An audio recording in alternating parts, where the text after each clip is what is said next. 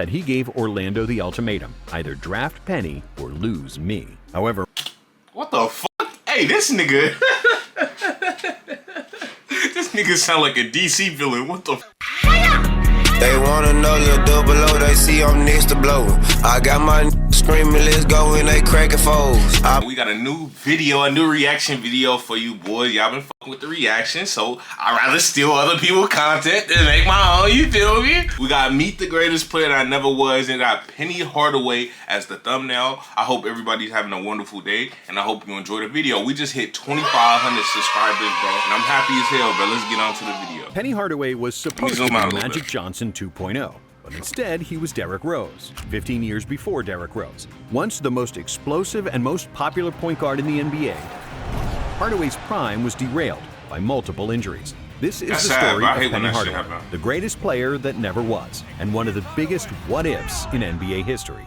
Anthony Hardaway was born in 1971 in a poor neighborhood in Memphis, Tennessee. When he was 3, his mother moved to Oakland for work, leaving Anthony with his grandmother Louise. And it was Louise who gave Anthony his famous nickname. She was calling him Pretty, but due to her thick southern accent, it sounded more like Penny. And soon, everybody was calling him that. And to protect him from all the gang violence that was going on around them, Louise gave Penny the greatest gift he ever received: his first basketball. Soon, Penny would spend all his days on the asphalt playground courts. I played for 9 hours a day since I was 8. Some boys would come play, go home, eat, then come back, and I'd still be there playing. Mostly I played by myself. And when he reached high school, all those hours compounded and turned him into a basketball phenom. Hardaway could do... What is this quality, my guy? Lock in. Man, recording on a fucking potato. Everything with the ball. He was also bigger and faster than everybody. By his senior year, Penny stood at 6'7" with an insane 7-foot wingspan. He could... Yeah, I think Penny Hardaway could compete in today's NBA, bro. I feel like you gotta be a different type of breed to compete nowadays, bro. Like, not anybody. I feel like a lot of people that played in the 90s, 80s, 70s, even in the 2000s cannot play in today's NBA, bro. Especially how three-point heavy today's game is. I could understand, like, 2015. You could bring motherfucking Penny Hardaway in 2015, bro. But if you don't got no jumper, bro, nah. Easily shoot over every defender and swat. But it looked like he got a jumper. That was crazy. As a senior, Hardaway averaged an unreal 36 points, 10 rebounds, 6 assists, 4 steals, and 3 blocks per game. Hardaway's incredible play earned him the National High School Player of the Year award by Parade magazine. Penny could choose where he wanted to go to college, but he wanted to stay close to his grandma, so he opted for Memphis State, which is now the University of Memphis. But there was one problem. Penny couldn't pass his ACTs, despite taking the test 4 times, which put him under the infamous Proposition 48 regulation for student athletes. While Hardaway was able to join Memphis State, he was academically ineligible to play during his freshman year. The only games he could play were so-called intramural games. And Penny, who was already a local hero and high school superstar, dominated. People used to fill the practice facility to max capacity to watch him play, but that meant nothing if he didn't improve academically. Thankfully, Penny earned all the credits he needed with a 3.4 GPA, and he was finally eligible to play as a sophomore. However, just when everything worked out for Penny, a near tragedy almost took his life. Oh God, that boy ain't do nothing. I promise you, neighborhood gym. And when he was returning home, Penny and one of his friends were robbed at gunpoint. The attackers fired several shots, and one of the bullets ricocheted off the ground and struck Hardaway's right foot. After being shot, Penny was forced to lie face down on the pavement as the robber pointed a gun at his neck. I kept thinking, he's going to shoot me in my back. He's going to shoot me in my head. Thankfully, Penny survived. However, he was now faced with another battle. The bullet that hit him broke 3 metatarsal bones in his foot. But despite everything, the operation was successful. Penny made a full recovery. That's crazy. Just kind of remind me of the Damian Lillard situation, because I remember Dame getting robbed at like a bus stop or something. I don't know. It just came to my mind. But that's crazy, bro. Like, that's why I'll be scared to walk out the house. I don't never want to get put in this situation. I don't know what I'd do. Like, I'd tweak out. Like, get on the ground. Ah! Just start tweaking. And was finally able to play for the Tigers. And immediately he showed what all the hype was about. Penny averaged 17 points, 7 rebounds, 5.5 assists, 2.5 steals, and 1.5 blocks per game, leading Memphis to the I want to see some gameplay, dude. Now Penny was selected to the development team that scrimmaged against the 1992 Dream Team, helping them prepare for the Olympics. After playing against Magic Johnson, it was a walk in the park to play against college kids. Bro, the USA team, I'm sorry for keep pausing. This is my last pause of the video. But the USA team from the year that just passed is better than the Dream Team. I don't care. Curry, Bron, KD, and Jason Tatum? What the heck? That's the greatest team of all time. As a junior, Hardaway improved across the board with 23 points, 8 rebounds, 6.5 assists, and 2.5 steals per game. Defense he was demon. the most versatile player in college basketball, with a unique blend of skills that made him a hybrid between Magic Johnson and Scottie Pippen. Other than Magic, nobody as tall as Penny handled the ball so effortlessly, with a deep bag of reverses, spins, crossovers, hesitations. Nowadays, everybody and like changes of that, bro. pace. Hardaway You got a could 7'4" really do it all, alien. but this was the age before the internet, when information was scarce. And while every NBA general manager knew about Penny, some NBA superstars didn't. Among those who had never heard about Hardaway was Shaquille O'Neal. Shaq had just finished his first NBA season, where he dominantly won Rookie of the Year and got selected to the All-Star game. And because he was just as good in front of the camera as he was on the court, he quickly became one of the most popular players in the NBA. Marketing executives and film producers fell in love with Shaq too. And after his rookie season, he got offered a role in a basketball film called Blue Chips, where he first met Hardaway. And when Shaq first saw Penny, he wasn't familiar with his game, actually believing that Hardaway was an actor. And even though the Orlando Magic had just a 1% chance to get the #1 overall pick, the stroke of luck gave them that opportunity. And everybody in the world believed they would pair Shaq with Chris Webber, who was universally accepted as the best collegiate player. But during the shooting, O'Neal got so enamored with Penny's game that he gave Orlando the ultimatum: either draft Penny or lose me. However, what the fuck? Hey, this nigga. This nigga sound like a DC villain. What the fuck? Nigga giving motherfuckers ultimatums and shit. When the 1993 draft came around, the Magic drafted Chris Webber. The Orlando Magic select... That's not even crazy. I'm not gonna lie. Chris Webber was a demon. Shaq was furious. But moments later, it was announced that his wish was granted. Orlando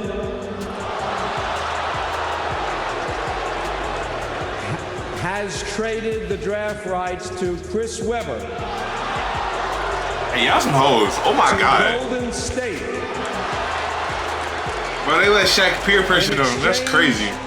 For the draft rights to Anthony Hardaway and 3 future first-round draft picks.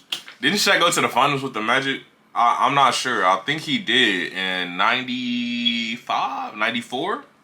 Then, when the season started, Penny and Shaq continued to build on the magic that started on the movie set. The young, fast, and athletic Orlando Magic became the most fun team in the league, finishing the season with 50 wins and making the playoffs for the first time in franchise history. And even though they got swept by the Pacers in the first round, they had plenty to be happy about. Swept is crazy, averaged Shaq. 29 points, 13 rebounds, and 3 blocks, while Penny proved to be a perfect point guard for him. Hardaway finished the season with 16 points, 5 boards, 6.5 assists, and I gotta watch 2.3 Penny steals film. per What the game, hell? He finishing looked slightly crazy. behind Webber in the Rookie of the Year voting. But despite a plethora of young talent, the Magic were aware of their chronic lack of experience. So in the summer of 1994, they brought in Horace Grant, one of the key pieces of the 3-time champion Chicago Bulls. Brian Shaw also arrived, and the Magic were ready to take the next step. And they did. Hardaway was the conductor of the show. Horace Grant not like the that, rim bro. with no mercy. Nick Anderson and Dennis Scott were hitting from outside when Shaq got doubled. Horace Grant did all the dirty work, and B. Shaw was there to steady the ship off the bench. Orlando finished the season with 57 wins and had the #1 seed in the East, with the best offensive rating in the NBA. Penny averaged 20 points and 7 assists per game on 52% shooting, and was named to the All-Star team together with Shaq. Hardaway finding Shaquille.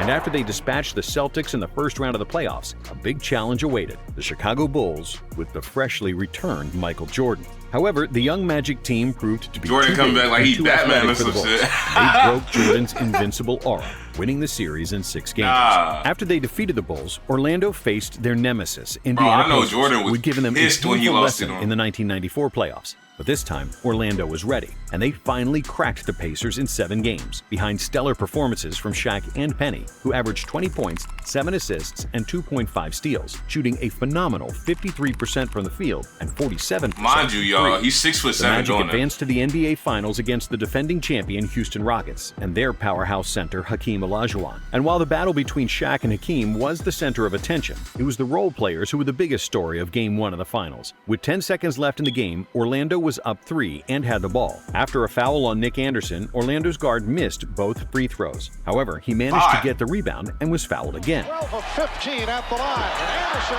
missing on both, but gets to the rebound and again draws the foul. But 2 more free throws brought 2 more misses. If Anderson made just one, I'm not gonna lie, it would be over. But I'm not gonna lie. I would have had to jump this dude in the locker room. What you missed 4 free throws in a row? This nigga ass. With 2 seconds left, Kenny Smith hit a 3-pointer to tie the game and send it to overtime, where Houston managed to prevail and win Game 1 on the road. Yo! This loss zapped the energy. Nah, bro. Penny and Shaq, y'all deserve to beat this dude ass. I'm not gonna lie. Like, he deserved a whooping. Like, and the experienced Rockets took advantage. Even though the games were close, Houston won the next 3 and swept the overly confident Kids from Orlando. Penny was again spectacular in the finals, averaging 25, 5, and 8 on 50% shooting and 46% for 3. But the Magic simply fell apart and were not ready for Is this one that 3-point line was shorter admitted though? that he and Dennis Scott partied for a week straight after they won the East, thinking that if they defeated Jordan, they would easily win the championship. However, despite the gutting loss, Orlando was still super young and extremely talented. In the 1996 season, they improved their record to 60 wins, finishing second in the East behind the 72-10 Chicago Bulls. I didn't even know that. Penny improved his numbers across the board with 21 points, 7 assists, and 2 steals. Hardaway was once again the only player in the NBA who averaged 20 points and 5 assists while shooting 50% from the field. Around that time, Nike started the extremely successful campaign of Little Penny commercials, with Chris Rock as the voice for Hardaway's alter ego. Hey, Bennett, is this couch real leather? Because it's sticking to my leg. Hardaway was considered the best and the most popular point guard in the NBA. In a matter of just 2.5 years, Penny Hardaway has established himself as one of the best talents in the NBA, arguably among the top 5 players in the league. And his rise to superstardom didn't sit too well with Shaq and his big ego. The media rumblings of whose team it actually was started to create turmoil between the 2 Magic stars. Bro, who the fuck do Shaq think he is, dog? Everything seemed under control. In the playoffs, they quickly defeated the Pistons and the Hawks, losing just 1 game en route to the conference finals, where they were eagerly awaited by the Chicago Bulls, who'd had the best regular season record in NBA history. And this time around, the Bulls had Dennis Rodman, the best rebounder of all time, and it made all the difference in the world. Chicago destroyed the Magic in Game 1, winning by 38 points. But in Game 2, Orlando led by 15 at halftime, and it seemed like it was going to be a long series. But the Bulls quickly bounced back in the second half, winning Game 2, which killed the Magic's spirit. Game 3 was another blowout, and Game 4 was just a formality, as the Magic got swept. Yeah, this one Shaq left, didn't he? Hardaway still had a great series individually, bro. averaging 25 points on 47% shooting, but the lack of depth and rebounding sealed Orlando's fate. And Rodman nearly had as many offensive rebounds as the entire Magic team. However, with Shaq and Penny on board, in the series or one game, no way that nigga had 26 these rebounds. were just Bro, no way he had 26 rebounds in the game. I refuse to believe this. growing pains and a few small hiccups on their road to the title. But the dynasty that was supposed to happen fell apart before it really caught its stride. In the summer of 1996, Shaq's rookie contract was up and he became a free agent. He was expected to stay, but the Magic kept stalling with his new contract. And when the Orlando Sentinel published a poll where 85% of readers said that Shaq was too greedy, O'Neal was pissed. Los Angeles Lakers GM Jerry West realized that he had the chance to swoop in and get the best center in the NBA. ESPN has learned that the Lakers can now offer Shaq over $120 million. And Orlando lost their biggest star. However, Penny and Shaq would become teammates again just a few weeks later. Who wouldn't want to live in Los Team Angeles? USA at the 1996 Olympics. I'll take that leading too. the U.S. to another gold medal. And when the Like 1997 season My nigga, Lakers call for me $1 and I'm going. started, Hardaway could finally show cut that out the he video, was bro. the man and solidify his reputation as the best point guard in the NBA. However, Penny battled through minor injuries throughout the year, which forced him to miss 23 games, and his averages dropped to 19 points and 5 assists per game. But he still made the All-Star and All-NBA third team. Without Shaq and with Penny missing time, Orlando barely made the playoffs, where they lost to the Heat in 5 games. But in that series, Penny showed what he was capable of as the first option. Hardaway averaged 31 points, by far the best mark of any player. Nobody else on the Magic averaged more than 12, and Penny either scored or assisted on half of Magic's points. Hardaway was That's 26 bad, at the time, and he was in line to take Jordan's place as the face of the NBA. But instead of dominating on the hardwood, Penny dominated operation tables and rehabilitation centers. Hardaway suffered his first major knee injury in 1998, which forced him to miss all but 19 games of the season. Because of his popularity, the fans still voted him as an all-star starter. starter. But he also got criticized for attempting a comeback sooner than expected just to play in the All-Star game. Still, Hardaway returned in time for the lockout-shortened 1999 season and managed to play in all 50 regular season games. One thing about the Magic on Saturday night, they really had a good-looking Penny Hardaway, and that is encouraging. Even though he already lost some of his explosiveness, he led the Magic with averages of 16 points, 6 rebounds, and 5 assists. His 2.2 steals were the 5th best mark in the league. And despite the scoring decline, Penny was still one of the most versatile players in the entire league. But the Magic simply didn't have many weapons around Hardaway, and they lost a first-round series to the 76ers, with Penny averaging 19 points, 5.5 assists, 5 rebounds, and 2.3 steals, once again improving his stats in the playoffs. It started to dawn on Penny that he can't win in Orlando. His good friend Jason Kidd was calling him to Phoenix, and before the start of the 1999-2000 season, Hardaway was traded to the Suns. The pairing of Kidd and Hardaway was dubbed Backcourt 2000 because they were both athletic finishers and amazing passers. Hardaway! But they both weren't great three-point shooters, so neither could really play off the ball. And while the Suns' offense was average, they had the 3rd best defense in the league. Penny averaged 16, 6, and 5 in the regular season, and again he upped the ante in the playoffs, leading the Suns past the Spurs even without Kidd, who was nursing an ankle injury. But in the second round, against his old friend Shaq and his Lakers, Penny was helpless. Despite averaging 21, 4, and 5, Shaq was unstoppable, and the Suns lost in 5 games. And this would be the last good season of Penny's career. The next season, he had 2 microfracture surgeries on his knee and played in just 4 games. And after the season ended, Jason Kidd got traded. In the next 2 years, Penny was relatively healthy, missing just 24 games, chat. But it was clear he wasn't the same player anymore, as he only averaged 11 points per game. During the 2004 trade deadline, Hardaway was traded to New York, but in the next 3 seasons, he only appeared in 83 games, averaging 8 points per game. After a total of 5 surgeries on his left knee and battling arthritis, Penny finally decided to retire after the 2006 season. But after missing the entire 2007 season, he gave it another go, signing a minimum deal with Miami, where he once again teamed up with Shaq. However, after only appearing in 16 games, he left the NBA for good. Hardaway was supposed to be the more athletic version of Magic Johnson, and when he was healthy, he lived up to that expectation. Between 1994 and 2000, he averaged 21.5 points, 6.5 assists, 4.5 rebounds, and 2 steals per game in the playoffs. Bro, Penny was a dog. Explosiveness, and versatility that's rarely seen from a 6'7" point guard. But the injuries chewed up his athleticism. And just like Derrick Rose, Penny's prime only lasted for a few years at the very beginning of his career.